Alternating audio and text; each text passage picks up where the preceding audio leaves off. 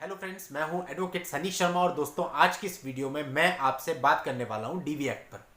देखिए दोस्तों, जो डीवी एक्ट है ये एक बहुत इंपॉर्टेंट एक्ट है क्योंकि अधिकतर मैट्रिमोनियल मामलों में ये डीवी एक्ट डाला जा सकता है। किसके द्वारा डाला जा सकता है? वाइफ के द्वारा डाला जाता है, पति पर और उसके घर वालों पर। और साथ ही कोई भी फीमेल इस डीवी एक्ट को डाल सकती है, यानी ये डीवी एक्ट हस्बैंड की सिस्टर के द्वारा भी डाला जा सकता है और हस्बैंड की मदर के द्वारा भी डाला जा सकता है अगर वो एग्रीड पर्सन है, उनके साथ गलत हुआ है। यानी कुल मिला के इन शॉर्ट कोई भी फीमेल जिसके साथ गलत हुआ है, उसके घर में उसके साथ क्रूरटी हुई है, तो वो इस एक्ट के अंतर्गत जाकर के रिलीफ मांग सकती है। दोस्तों हम यहाँ पे बात करेंगे यदि वाइफ ने डीवी एक्ट डाला है तो आपने देखा होगा कि डीवी एक्ट के मैक्सिमम मामलों में पति के साथ साथ उसके भाई का, बहन का, कई बार जीजा का और दूर दूर के रिश्तेदारों का नाम भी होता है। डीवी एक्ट के अंतर्गत 4-5 नाम डाल दिए जाते हैं जनरली। अब दोस्तों इनमें से बहुत सारे लोग ऐसे होते हैं जिनका इस विवाद से कोई भी लेना देना नहीं होता और बहुत से मामलों में ऐसा होता है कि जो पेरेंट्स होते हैं, जो बेचारे अपनी लाइफ जी चुके होते हैं, आज वो पेरेंट्स जो होते हैं वो किसी ना किसी हेल्थ प्रॉब्लम से गुजर रहे होते हैं due to their as.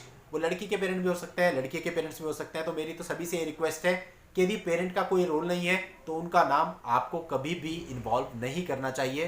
Parent parent होते हैं चाहे किसी के भी हों। लेकिन दोस्तों फिर भी प्रैक्टिकली लोग ऐसा कर रहे हैं आजकल, दबाव बनाने के लिए कह लें या कैसे भी। अब सच्चाई क्या है, वो लोग इन्वॉल्व हैं या नहीं ये तो मैं नहीं जानता, लेकिन यदि वो लोग इन्वॉल्व नहीं है तो इस पर मैं आज की इस वीडियो में आपको एक जजमेंट बताने वाला हूं।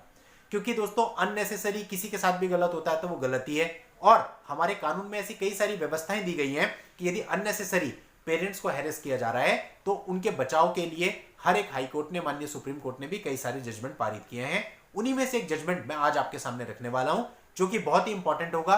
और यदि डीवी एक्ट जैसे मामले में आपके पेरेंट्स का नाम अननेसेसरी इन्वॉल्व किया गया है तो उनको वो प्रोटेक्ट करेगा।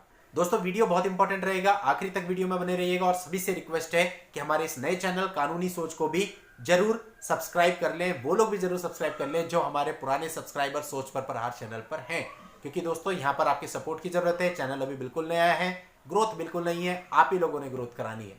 अब दोस्तों यहाँ पर जिस जजमेंट का मैं आपको हवाला देने वाला हूं ये मध्य प्रदेश हाईकोर्ट का एक जजमेंट है। कुलदीप सिंह वर्सेस रेखा के नाम से जजमेंट आया था। इस जजमेंट के अंदर जो कोर्ट है, हाईकोर्ट ने क्लियरली कहा कि भाई यदि पति और पत्नी शादी के पश्चात अपने घर को छोड़ देते हैं, यानी माता पिता के घर को छोड़ के कहीं और जाकर के शिफ्ट हो जाते हैं, वहां पर रहने लगते हैं, तो फिर ऐसे केस में डीवी एक्ट के अंतर्गत माता पिता का नाम नहीं डाला जा सकता। यानी कि डीवी एक्ट के अंतर्गत जो एक कंडीशन है वो ये है कि डीवी एक्ट वही व्यक्ति कर सकता है जो एग्रीड पर्सन हो। सेकंड कंडीशन है कि जिस पर डीवी एक्ट का मुकदमा किया जा रहा है उसके साथ उसका घरेलू रिलेशनशिप हो, यानी डोमेस्टिक रिलेशनशिप हो।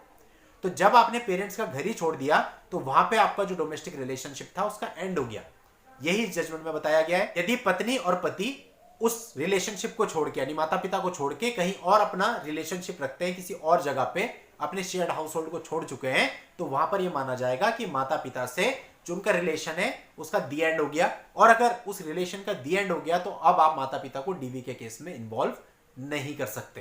तो मध्य प्रदेश हाईकोर्ट ने कहा कि जो भी पत्नी अपने इन लॉज से अलग रह रही है वो इन लॉज पर डीवी का केस फाइल नहीं कर सकती। अब दोस्तों ये बहुत इंपॉर्टेंट जजमेंट है क्योंकि देखिए कभी भी मैंने नहीं देखा कि किसी डीवी के केस में ऐसा होता हो कि केवल पति का नाम है, बाकी लोगों का नाम नहीं है।